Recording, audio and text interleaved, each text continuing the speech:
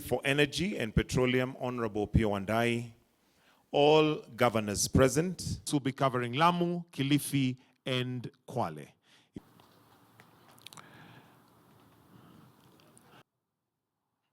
And let's also have Mr. Prakasan.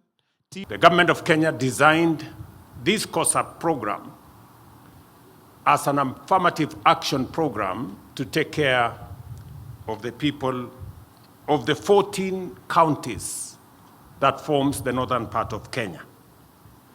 The 14 contracts signed today will establish 113 mini-grids, bring electricity to counties of Turkana, Marsabit, Samburu, Isiolo, Mandera, Wajir, Garissa, Tana River, Lamu, Kilifi, Kwale, and Narok.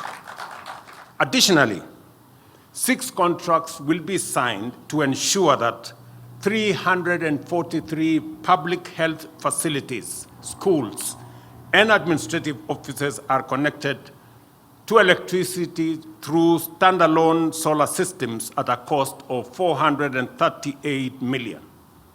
A further 316 solar water pumps, 4 boreholes worth 1.6 billion are in the final stages of procurement, ensuring that electricity not only lights homes, but also powers essential services for communities across Kenya.